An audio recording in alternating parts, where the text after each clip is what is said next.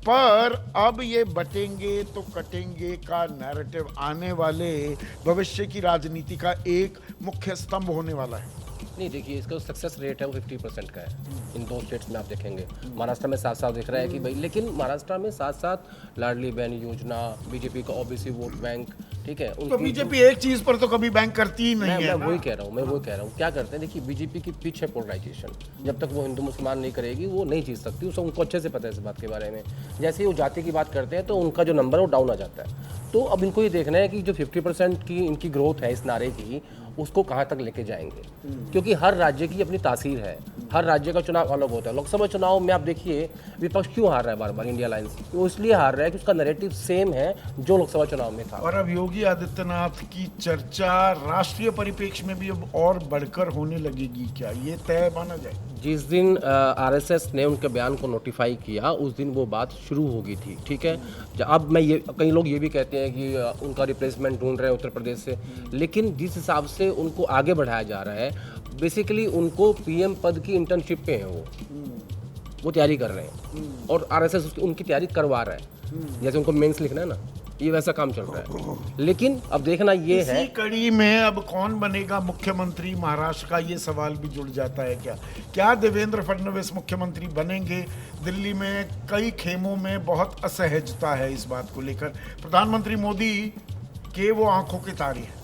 लेकिन देखिए जो उनको लास्ट टाइम डिप्टी सीएम बनना पड़ा था, ऊपर से ही कहा गया था।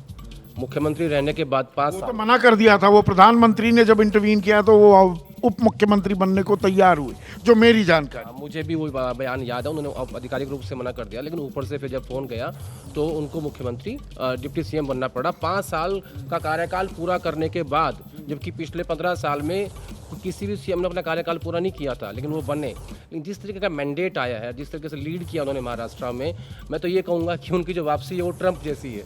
वापसी जो है वो ट्रंप जैसी है। और यहाँ पर प्रोफेसर चंद्रचूड़ कुछ जोड़ना चाहिए। एक चीज़ ये कहना चाह रहा था कि देखिए होता क्या है, जब चुनाव के नतीजे आते हैं ना तो हम उसको ओवर सिंप्लीफाई करने लगते हैं, सोचने लगते हैं कि इसी के कारण हुआ, इसके कारण नहीं हुआ। आप सोचिए कि एक महाराष्ट्र में अगर महाराष्ट्र का एक वोटर है, चाहे जिस भी पक्ष का हो, जिस भी विचार का हो, जिस भी व्यक्तित्व का हो, उसको जो भी अपने हिसाब से चाहिए होगा वो बीजेपी के पैकेज में उसको दिख रहा था।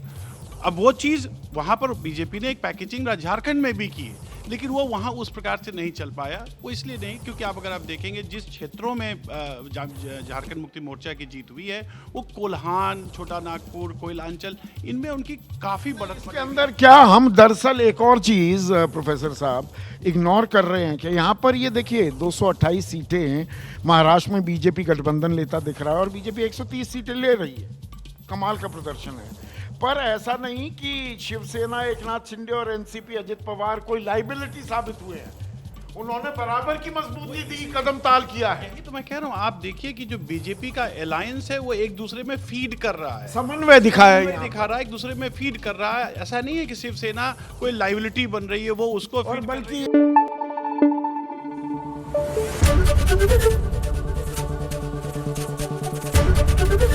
एबीपी न्यूज आपको रखे आगे।